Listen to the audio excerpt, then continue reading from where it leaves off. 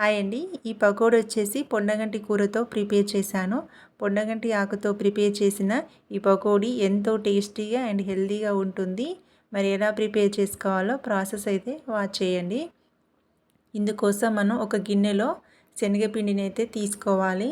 ఈ శనగపిండిలోకి కొంచెం వంట సోడా, ఉప్పు, కారం అనేది మన టేస్ట్కి సరిపడా యాడ్ చేసుకోండి.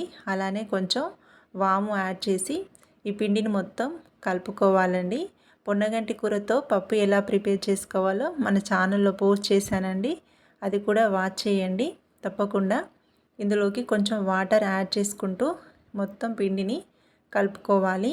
పిండి అనేది కొంచెం జారుగా ఉండాలండి. మనం బజ్జీలు అలా చేసుకుంటాం కదా, అంత థిక్గా కాకుండా ఇలా నేను చూపించిన ఈ కన్సిస్టెన్సీ అయితే పర్ఫెక్ట్గా సరిపోతుంది. ఇలా జారుడుగా ఉంటే ఆకులకి బాగా పట్టుకొని కరకరలాడుతూ ఉంటాయండి ఆకులు. ఇలా ఆకును నీట్గా కడుక్కొని పక్కన పెట్టుకోవాలి. ఆకులు అనేవి కొంచెం లేతగా ఉంటే చాలా బాగుంటాయి. పొన్నగంటి ఆకు అనేది ఇలా ఉంటుందండి. ఈ ఆకులను నీట్గా కడుక్కొని వీటిని ఈ పిండిలో డిప్ చేసుకుంటూ మనమైతే ఫ్రై చేసుకోవాలి. మొత్తం ఇలా ఒకసారి డిప్ చేసి ఇలా సైడ్కి టర్న్ చేస్తే సైడ్లోకి ఉన్న పిండి అంతా పోయి ఓన్లీ ఆకులకు పట్టుకొని చక్కగా కరకరలాడుతూ ఫ్రై అవుతాయండి. అన్నింటిని కూడా ఇలానే డిప్ చేసుకుంటూ మనం ఆయిల్లో అయితే ఫ్రై చేసుకోవాలి. ఆయిల్ని మీడియం ఫ్లేమ్లో పెట్టుకొని హీట్ చేసుకోవాలండి. ఆయిల్ అనేది బాగా వేడిగా కాకుండా మీడియంగా ఉంటే 1 బై 1 మనం ఈ డిప్ చేసుకుంటూ పిండిలో పొన్నగంటి ఆకులను మనమైతే ఫ్రై చేసుకోవాలి.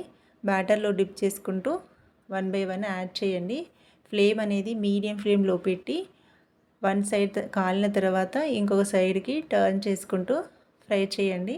అన్నింటిని కూడా ఇలానే ప్రిపేర్ చేసుకోవాలి. ఒక సైడ్ మొత్తం ఫ్రై అయిన తర్వాత ఇంకో సైడ్కి టర్న్ చేసుకోవాలండి. ఇదైతే కరకరలాడుతూ చాలా అంటే చాలా బాగుంటుందండి. వన్ సైడ్ గోల్డెన్ కలర్ కాగానే ఇంకో సైడు ఫ్రై చేసుకోండి. ఎంత టేస్టీగా ఉంటుందంటే అంత టేస్టీగా ఉంటుంది. మనకు ఈ పొన్నగంటి ఆకు అనేది ఎటువంటి స్మెల్ కూడా రాదండి. చాలా బాగుంటుంది, కరకరలాడుతూ క్రిస్పీగా. తప్పకుండా మీరు ట్రై చేయండి. అన్నీ కూడా గోల్డెన్ కలర్ వచ్చేదాకా ఫ్రై చేసుకొని సర్వ్ చేసుకుంటే ఆనియన్స్తో చాలా అంటే చాలా బాగుంటుంది. మీకు ఈ రెసిపీ నచ్చినట్లయితే తప్పకుండా సబ్స్క్రైబ్ చేయండి. అలానే లైక్ చేయండి, షేర్ కూడా చేయండి. కామెంట్ బాక్స్లో మీరు ప్రిపేర్ చేసుకొని టేస్ట్ చేసి ఎలా ఉందో నాకు కామెంట్ కూడా చేయండి.